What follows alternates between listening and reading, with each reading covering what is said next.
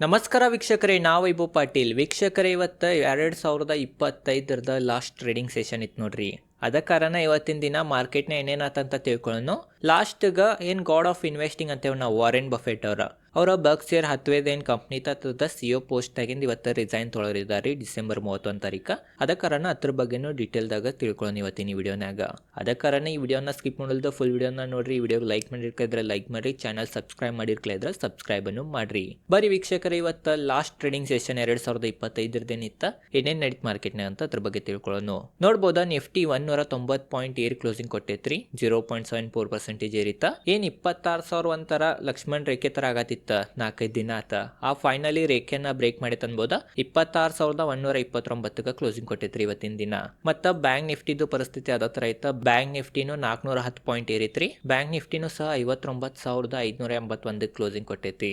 ಸೆನ್ಸೆಕ್ಸ್ ಅನ್ನು ನೋಡಬಹುದು, 545 ಪಾಯಿಂಟ್ ಏರಿತ್ರಿ, 0.64%. ಮತ್ತ ಸೆನ್ಸೆಕ್ಸ್ ಅನ್ನು ಸಹ 85,220 ಕ್ಲೋಸಿಂಗ್ ಕೊಟ್ಟೈತೆ ಅಂತ ನಾವು ಅನ್ಬೋದು. ಮಿಡ್ ಕ್ಯಾಪ್ ಸ್ಮಾಲ್ ಕ್ಯಾಪ್ ನಾಗೂ ಇವತ್ತು ಬಹಳ ಚಲೋ ರ್ಯಾಲಿ ತೋರಿಸೈತಿ. ಮಿಡ್ ಕ್ಯಾಪ್ 150 ನೋಡಬಹುದು, 215 ಪಾಯಿಂಟ್ ರ್ಯಾಲಿ ತೋರಿಸಿತ್ರಿ. ಮಿಡ್ ಕ್ಯಾಪ್ 150 ಸಹ 22,276 ಕ್ಲೋಸಿಂಗ್ ಕೊಟ್ಟೈತೆ ಅನ್ಬೋದು ನಾವು. ಮತ್ ನಾವು ಸ್ಮಾಲ್ ಕ್ಯಾಪ್ 250 ಇಂಡೆಕ್ಸ್ ನೋಡ್ರ, small cap 250 1.17% ಇರೈತ್ರಿ, 192 points. Small cap index ಅನ್ನು ಏನ್ ಸ್ಮಾಲ್ ಕ್ಯಾಪ್ 250 ಇಂಡೆಕ್ಸ್ ಐತಿ ಅದು ಸಹ 16,684 ಕ್ಲೋಸಿಂಗ್ ಕೊಟ್ಟೈತೆ ಅಂತ ನಾವು ಅನ್ಬೋದು. ಅದ ಕಾರಣ ಇವತ್ತು ಮಾರ್ಕೆಟ್ ಪರಿಸ್ಥಿತಿ ಬಹಳ ಚಲೋ ಐತ್ರಿ.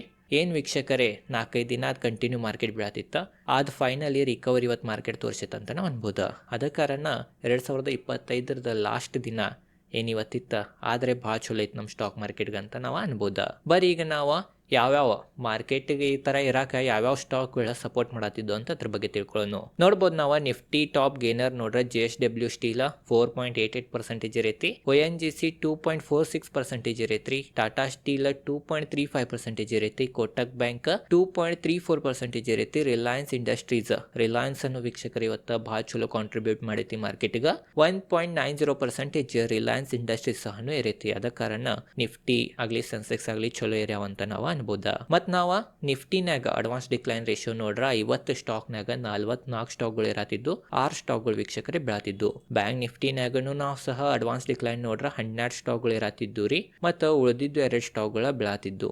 ಅದ ಕಾರಣ ಇವತ್ತೇ ಇರೋ ಸ್ಟಾಕ್ಗಳ ಸಂಖ್ಯೆನ ಹೆಚ್ಚಿತ್ತು ಅನ್ಬೋದ. ಮತ್ತು ಟೋಟಲ್ NSE ನಾವು ಅಡ್ವಾನ್ಸ್ ಡಿಕ್ಲೈನ್ ರೇಷಿಯೋ ನೋಡ್ರ 3,249 ಸ್ಟಾಕ್ಗಳು ಇದಾವ. ಅದ್ರಾಗ 2,220 ಸ್ಟಾಕ್ಗಳು ಇರತ್ತಿದ್ದು, ಉಳಿದಿದ್ದು 935 ಸ್ಟಾಕ್ಗಳು ಬೀಳತಿದ್ದು, ಮತ್ತು 94 ಶೇರ್ಗಳು ಏರಿಲ್ಲನು ಬಿದ್ದಿಲ್ಲನು ಎಲ್ಲಿ ಓಪನ್ ಆಗಿದ್ದು ಅಲ್ಲೇನ ಕ್ಲೋಸಿಂಗ್ ಕೊಟ್ಟಿದ್ದು ಅಂತ ನಾವು ಅನ್ಬೋದು. ಅದ ಕಾರಣ ಇವತ್ತು ಓವರ್ ಆಲ್ ಮಾರ್ಕೆಟ್ನಾಗ ಏರೋ ಸ್ಟಾಕ್ಗಳ ಸಂಖ್ಯೆನ ಹೆಚ್ಚಿತ್ತು. ಅದ ಕಾರಣ ನಿಮ್ಮ ಪೋರ್ಟ್ಫೋಲಿಯೋ ಗ್ರೀನ್ ನಾಗನ ಅಥವಾ ಏರಿರ್ಬೋದನ ಅಂತ ನನಗನಿಸ್ತೈತಿ.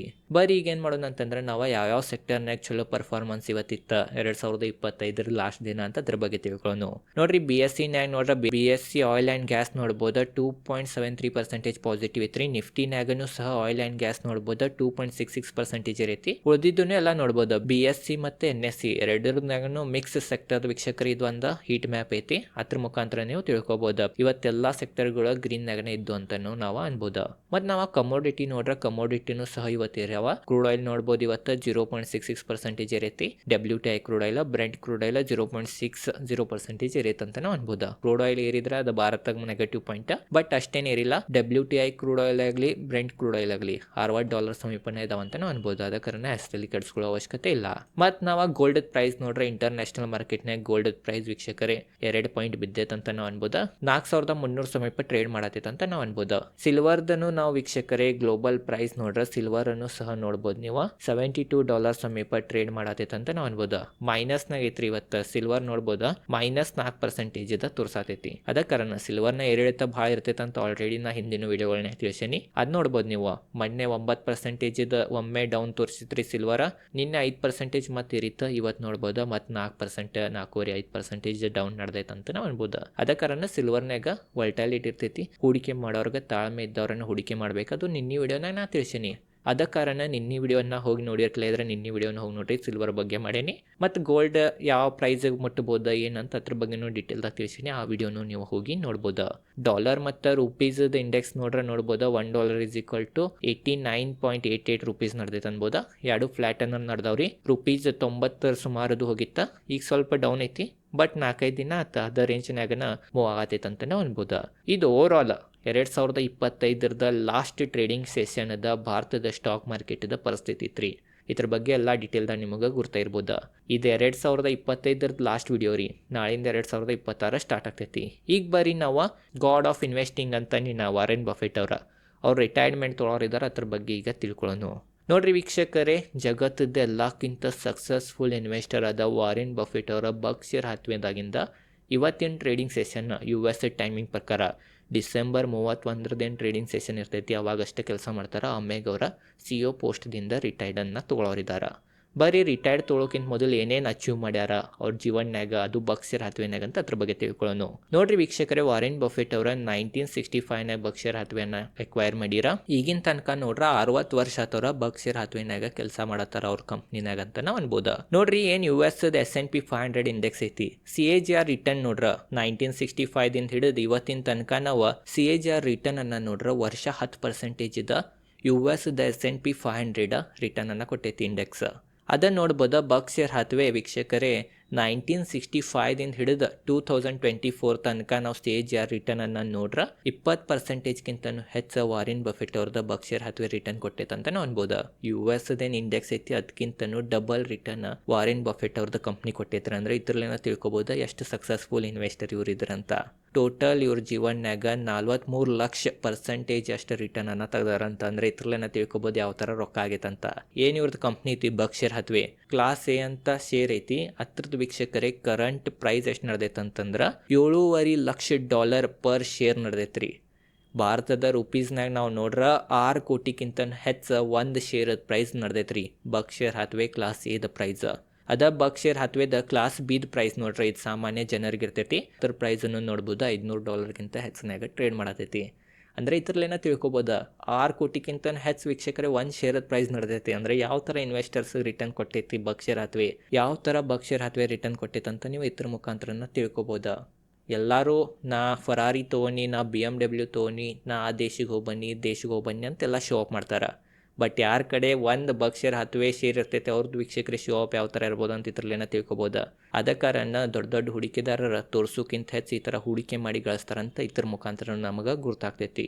ಮತ್ತು ನಾವು ಇವ್ರ ಕಡೆ ಕ್ಯಾಶ್ ಎಷ್ಟೈತಿ ಕರೆಂಟ್ ಅಂತ ನಾವು ನೋಡ್ಬೇಕಂತಂದ್ರೆ 2025 ವೀಕ್ಷಕರೇ ಬರ್ಕ್ಷೈರ್ ಹ್ಯಾಥ್ವೇ ಕಡೆ $325 ಬಿಲಿಯನ್ ಕ್ಯಾಶ್ ಇಟ್ಕೊಂಡು ಕುಂತಾರ್ರಿ. ಅವ್ರ ಹೆಚ್ಚು ಕ್ಯಾಶ್ ಮ್ಯಾಗನೇ ಇದ್ರ 2025 ಹತ್ರ ಮತ್ತು ಹೂಡಿಕೆ ಮಾಡಿರ. ಅವ್ರದ ಪ್ರಮುಖ ಹೂಡಿಕೆಗಳ ನೋಡ್ರ ಪ್ರಮುಖ ಎತ್ರ ಹೂಡಿಕೆ ಮಾಡಿರ ಅಂತಂದ್ರೆ ಆ್ಯಪಲ್ನ ಹೂಡಿಕೆ ಮಾಡಿರ. ಆ್ಯಪಲ್ ಸ್ಟಾಕ್ನಾಗ, ಅಮೆರಿಕನ್ ಎಕ್ಸ್ಪ್ರೆಸ್, ಕೋಕೋ ಕೋಲಾ ಅಂತ ದೊಡ್ಡ ಕಂಪ್ನಿನಾಗ ವೀಕ್ಷಕರು ಇವ್ರದ ಪ್ರಮುಖ ಹೂಡಿಕೆಗಳು ಇದ್ದು ಅಂತ ನಾವು ಅನ್ಬೋದ. ವಾರೆನ್ ಬಫೆಟ್ ಅವ್ರದ್ದು ಹೆಸರು ಕೇಳಿದ್ರೆ ನಮಗೇನು ಗುರ್ತಾಗ್ತೈತಿ ರೀ, ಲಾಂಗ್ ಟರ್ಮ್ ಹೂಡಿಕೆದಾರರ ಅಂತ ಗುರ್ತಾಗ್ತೈತಿ. ಒಂದು ಸ್ಟಾಕನ್ನು ತೊಗೊಂಡು ಲೈಫ್ ಟೈಮ್ ಇಡ್ತಾರಂತ ಎಲ್ಲರೂ ಅಂತಾರ. ನೋಡ್ಬೋದು ಇವ್ರದ್ದೊಂದು ಫೇಮಸ್ ಸ್ಟ್ರಾಟಜಿ ಇತ್ತು. ಆ ಸ್ಟ್ರಾಟಜಿದ ಹೆಸರು ಏನಂತಂದ್ರೆ ಗ್ರೇಟ್ ಬಿಸ್ನೆಸ್ ರೈಟ್ ಪ್ರೈಸ್ನಾಗ ಬಾಯ್ ಮಾಡ್ರಿ. ಚಲೋ ಬಿಸ್ನೆಸ್ ಚಲೋ ಪ್ರೈಸ್ನಾಗ ಬಾಯ್ ಮಾಡ್ರಿ, ಖಂಡಿತವಾಗಿ ರೊಕ್ಕ ಮಾಡ್ತೀರಾ ಅಂತ ಎಲ್ಲ ಇನ್ವೆಸ್ಟರ್ಸ್ಗೆ ಇವ್ರು ವೀಕ್ಷಕರೇ ಸಲಹೆ ಕೊಡ್ತೀರಾ. ಅದ ಕಾರಣ ನಾವು ಅದ ಹೇಳಿಕೆಯನ್ನು ಫಾಲೋ ಮಾಡ್ಕೊಂತೇನ್ರೆ ಫ್ಯೂಚರ್ನಾಗ ಬೆಳೆದು ಅಂತಂದ್ರೆ ಖಂಡಿತವಾಗಿ ವಾರೆನ್ ಬಫೆಟ್ ಅವ್ರು ಅಷ್ಟೇನಿಲ್ಲ, ಅವ್ರದ್ದು 1% ಬೆಳೆದ್ರೂ ವೀಕ್ಷಕರೇ ರಗಡಾಗ್ತೈತಿ. ಅದ ಕಾರಣ ಗ್ರೇಟ್ ವೀಕ್ಷಕರೇ ವ್ಯಕ್ತಿನ ಅಂತ ನಾವು ಅನ್ಬೋದು. ವಾರೆನ್ ಬಫೆಟ್ ಅವರ 90 ವರ್ಷಕ್ಕಿಂತ ಹೆಚ್ಚು ವಯಸ್ಸೈತಿ. ಆದ್ರೂ ಅವ್ರದ್ದು ಪ್ಯಾಷನ್ ಸ್ಟಾಕ್ ಮಾರ್ಕೆಟ್ ರಿಲೇಟೆಡ್ ಮೊದಲು ಯಾವ ಥರ ಇತ್ತು ಅದೇ ಥರ ನಡೆದೈತ್ರಿ. ಈಗನೂ ಅವ್ರು ರಿಟೈರ್ಡ್ ತೊಗೋತಿರ್ಲಿಲ್ಲ, ಬಟ್ ಅವ್ರದ್ದು ಏಜ್ ಈಗ 90 ವರ್ಷಕ್ಕಿಂತನೂ ಹೆಚ್ಚು ಅವ್ರದ್ದು ಏಜ್ ನಡೆದೈತ್ರಿ. 90+ ಏಜ್ದವ್ರು ಇದ್ದಾರೆ. ಅದ ಕಾರಣ ಜೀವನದ ಜಗತ್ತದ ಈ ನಿಸರ್ಗದ ನಿಯಮನ ಐತಿ, ಮನುಷ್ಯ ಬಂದಾನಂದ್ರೆ ಹೋಗಕನ ಬೇಕಾ. ಅದ ಕಾರಣ ವೀಕ್ಷಕರೇ ಈಗ ಫೈನಲಿ ರಿಟೈರ್ಮೆಂಟ್ ತೊಗೊಂಡ್ರಿ CEO ಪೋಸ್ಟ್ದಿಂದ. ಆದ್ರೂ ಅವರ ಚೇರ್ಮನ್ ಆಫ್ ದ ಬೋರ್ಡ್ನಾಗ ಇರ್ತಾರ, ಅದು ನಿಮ್ದು ತಲೆಗಿರ್ಬೇಕು. ಓವರಾಲ್ ವೀಕ್ಷಕರೇ ಇದೈತ ಈ ವಿಡಿಯೋನಾಗ ಎಲ್ಲ ಡೀಟೇಲ್ದಾಗ ನಿಮಗೆ ಗುರ್ತಾ ಇರ್ಬೋದಂತ ನನಗನ್ನಿಸ್ತೈತಿ. ಎಲ್ಲರಿಗೂ ನನ್ನ ಕಡೆಯಿಂದ ಹ್ಯಾಪಿ ನ್ಯೂ ಇಯರ್, ಹೊಸ ವರ್ಷದ ಶುಭಾಶಯಗಳು. ಏನು 2025 ಯಾವ್ಯಾವ ನಿಮಗೆ ಕನಸಿದ್ದೋ 2026 ನಿಮ್ಮದು ಕಂಪ್ಲೀಟ್ ಆಗಲಿ ಅಂತ ನಾ ದೇವ್ರ ಕಡೆ ಬಿಡ್ಕೋತೇನೆ. ಮತ್ತೊಂದೇನಂತಂದ್ರೆ 2025 ನನ್ನ ಯೂಟ್ಯೂಬ್ ಚಾನಲ್ಗೆ, ನನ್ನ ವಿಡಿಯೋಗಳಿಗೂ ನೀವೆಲ್ಲ ಭಾಳ ಸಪೋರ್ಟನ್ನು ತೋರಿಸಿರಿ. Thank you. ಇದಕ್ಕಿಂತ ಹೆಚ್ಚು ಸಪೋರ್ಟ್ 2026 ತೋರಿಸ್ರಿ. ಮತ್ತೊಂದೇನಂತಂದ್ರೆ ನೀವು ಯಾವ್ಯಾವ ಸ್ಟೇಟ್ದಿಂದ, ಯಾವ್ಯಾವ ಜಿಲ್ಲೆಗಳಿಂದ, ಯಾವ್ಯಾವ ಊರದಿಂದ ನನ್ನ ವಿಡಿಯೋಗಳನ್ನು ನೋಡ್ತೀರಂತ ಅದು ಕಮೆಂಟ್ ಸೆಕ್ಷನ್ನಾಗ ತಿಳಿಸ್ರಿ. ಇದೈತ್ರಿ ಇವತ್ತಿನ ಈ ವಿಡಿಯೋ ಚಲೋ ಅನ್ಸಿಡು ಲೈಕ್ ಮಾಡಿ. ಇದೇ ಥರ ಸ್ಟಾಕ್ ಮಾರ್ಕೆಟ್ ರಿಲೇಟೆಡ್ ಕನ್ನಡದ ವಿಡಿಯೋ ಮಾಡ್ತಿರ್ತೇನೆ. ಧನ್ಯವಾದಗಳು.